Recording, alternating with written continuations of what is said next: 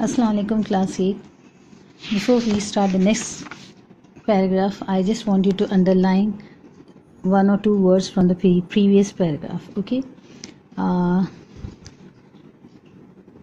One is inconvenient. First line inconvenient. Okay. Inconvenient का मतलब आसान नहीं होना ना, कोई मतलब अनकंफर्टेबल होना, यानी कोई चीज़ आसान नहीं होना, कन्वीनियंट नहीं होना, आसान नहीं होना। विप्ड, यहाँ विप्ड जो है वो वर्ब है और इसके दो मीनिंग्स होते हैं, ठीक है, अकॉर्डिंग टू द सेंटेंस। एक विप्ड का मतलब मारना किसी को पेज से या बेल्ट से या हंटर से, इस तरह से पीटना, विप्ड। और यहाँ पर इसका मतलब है निकालना। दो मीनिंग होते हैं विप्ड के, एक तो मारना और दूसरा निकालना। तो यहाँ सेंटेंस के अकॉर्डिंग आपको यूज़ करना होता है। तो ये वर्ब, ये विप्ड जो है यहाँ पर है, उसका यहाँ पर सेंटेंस के हिसाब से मीनिंग है निकालना, किसी चीज़ को बाहर निकालना।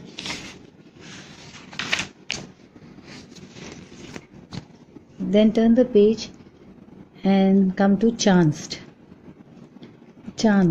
चांस्ड का मतलब यहाँ पर है कि चांस मिलना, ठीक है। देन पर्पसेस, मकसद। Okay, now we are going to start with the next paragraph. What is your crest by the way, Sletherby asked carelessly. अच्छा, स्लेदरबी ने से जब उसने बताया था ना कि कॉइन पर्स में क्रेस्ट था, उससे सील किया उसने एनवेलप अपना, लेटर अपना। तो स्लेदरबी ने उससे पूछा कि तुम्हारा क्रेस्ट क्या है। क्रेस्ट मतलब सिंबल क्या है सील के ऊपर। तो सील के ऊपर जो सिंबल होता है उसे कहते हैं crest. Not a very common one, said the you, a demi lion holding a crosslet in its paw. यानी कि वो कहते, तो उसमें जवाब में वो लड़का कहता है कि कोई इतना कॉमन सा नहीं है वो, उसके ऊपर सिंबल जो बना हुआ है वो डेमी लायन का, मतलब हाफ लायन का बना हुआ है, जिसके हाथ में क्रॉसलेट है। मतलब क्रॉसलेट, क्रॉस का मतलब वो जो ईसाई के जो क्रॉस होते हैं ना, ईसा अलैहिस्सलाम को जिस पे लटका है क्रॉस, तो जो क्रॉस ईसाइयों का होता है ना, वो क्रॉस 4 इसमें होता है, नॉर्थ पोल, साउथ ईस्ट, इस तरह का होता है ना, तो उसे क्रॉसलेट कहते हैं। Like if you go to words to know, you will find the symbol there. Here this is the symbol, this is crosslet. ये क्रॉस ईसाइयों का होता है, ईसाइयों की निशानी होती है, and this is called crosslet. Fine. So what does that boy say, कि वो कहता है कि मैं मतलब वो कहता है कि ना,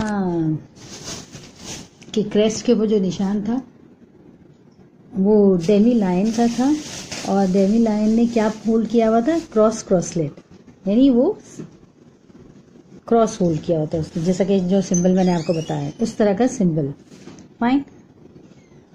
when your mother wrote to me giving a list of trains, she had, if I remember rightly, a running greyhound on her note paper, observed Sletherby. There was a tinge of coldness in his voice. यानी जब वो इस तरह से बताता है कि Demi lion था क्रेस्ट पर, तो स्लेदरबी ना उसको जरा गुस्से से देखता है। कोल्डनेस मीन जरा गुस्से से देखना। और कहता है कि जब मुझे याद है कि जब तुम्हारी मदर मुझे एक ट्रेन के बारे में इत्तला कर रही थी, तो उनके नोट पेपर में जो क्रेस्ट बना हुआ था वो ग्रे हाउंड का, रनिंग ग्रे हाउंड, यानी एक ग्रे कलर का हंटिंग डॉग था, भागता हुआ, उसका सिंबल था उसके ऊपर। That is the जैगो crest, that is the jago crest, responded the youth promptly. The demi lion is the salt pen crest. We have the right to use both, but I always use the demi lion because after all we are really salt pens. अच्छा, अंग्रेजों में एक ये चीज़ है कि उनके जो surnames होते हैं ना, जैसा हम अपने फादर का सरनेम लगाते हैं, मतलब जैसा औरतें जो होती हैं या तो हस्बैंड का नाम लगाती हैं अपने नाम के साथ, या फिर फादर का नाम। लेकिन अंग्रेजों में ये होता है कि अगर उनकी शादी हो जाती है तब भी वो क्या करते हैं, अपने फादर का भी नाम लगा कर रखते हैं अपने नाम के साथ, और अपने हस्बैंड का भी नाम, दोनों ही नाम अपने नाम के साथ लगाते हैं, सरनेम। तो सॉल्ट पेन उसके फादर की तरफ से नाम था, और मतलब जो मिसेस सॉल्ट पेन जो था वो हस्बैंड की तरफ से नाम था सॉल्ट पेन, और जैगो जो था उसके फादर की तरफ से था। ठीक है। तो अब जब ये स्लेदर भी कहते हैं कि उसके ऊपर तो ग्रे हाउंड का सिंबल था क्रेस्ट पर, तो लड़का जवाब देता है, कहता है कि हाँ वो जैगो क्रेस्ट था। जैगो क्रेस्ट कौन? उसके नाना का क्रेस्ट था, उसके नाना का सिंबल था वो।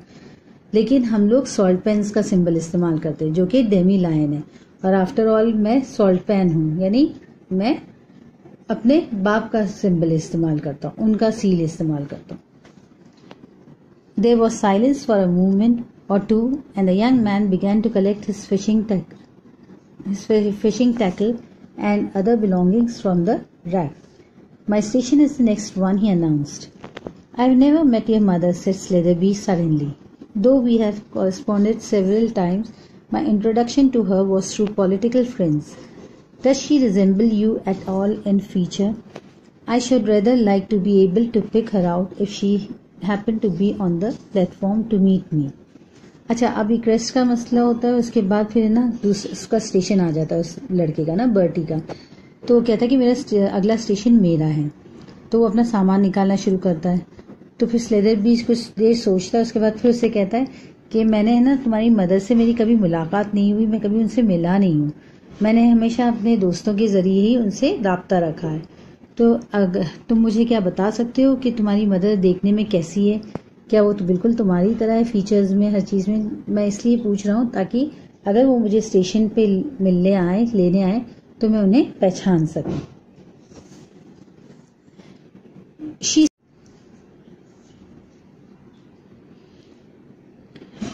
She is supposed to be like me.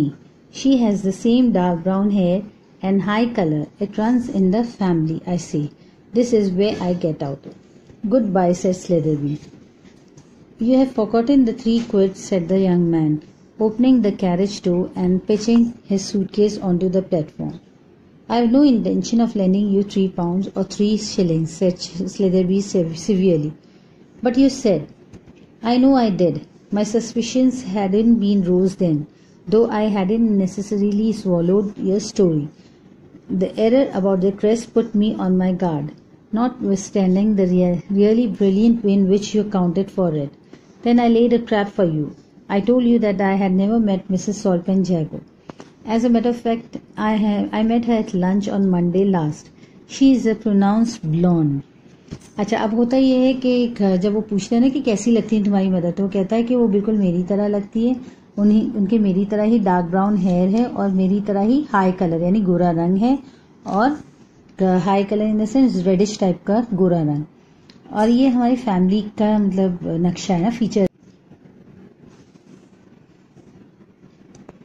फिर बहरहाल स्लेदरबी उसे गुड बाय कहता है जब वो स्टेशन आ जाता है और वो उतर जाता है। ठीक है, तो वो कहता है कि आपने मुझे 3 क्विड्स दिए नहीं है। तो वो कहता है, तो स्लेदरबी कहता है कि मैं पागल नहीं हूँ, मतलब मैं तुम्हारे झांसे में नहीं आने वाला हूँ। मुझे तुम्हारी जो स्टोरी तुमने बनाई थी ना, उसी वक्त मुझे शक हो गया था तुम पर, और ये उस वक्त मैंने सिर्फ यही जाहिर किया था कि मैं यकीन कर रहा हूँ, हालांकि मैं तुम्हारी किसी बात पर यकीन नहीं कर रहा था। और जब तुमने क्रेस्ट के बारे में, जब सिंबल के बारे में मुझे गलत बयानी की, तब भी मैं समझ गया था, मैं और भी ज़्यादा होशियार हो गया था, मतलब और भी ज़्यादा समझने लगा था। उसके बाद लास्ट में तुमने फिर मैंने तुम्हारे को एक ट्रैप, तुम्हें पकड़ने के लिए मैंने एक ट्रैप किया, मतलब ट्रैप डाला, यानी कि एक जाल फेंका तुम्हें तुम्हारा झूठ पकड़ने के लिए। और वो जाल क्या था कि मैंने तुमसे कहा कि मैं मिसेस सॉल्टबर्न से कभी नहीं मिला, क्योंकि हालांकि मैं मिल चुका हूँ उनसे, और तुमने कहा उनके डार्क ब्राउन हेयर है, जबकि वो उनका बालों का कलर है ब्लॉन्ड। ये कहता है और ट्रेन आगे बढ़ जाती है और वो लड़का गुस्से से चीखता है प्लेटफॉर्म पे खड़ा हुआ। Now what you are going to do is underline these words. Crest तो मैंने आपको बताया जैसा कि symbol, okay. Crest means symbol. Promptly मतलब उसी वक्त, फौरन। कॉरेस्पॉन्डेंट मतलब किसी से खतो किताबत करना। खतों के जरिए, लेटर्स के जरिए कम्युनिकेट करना। रिजेंबल मतलब लगना।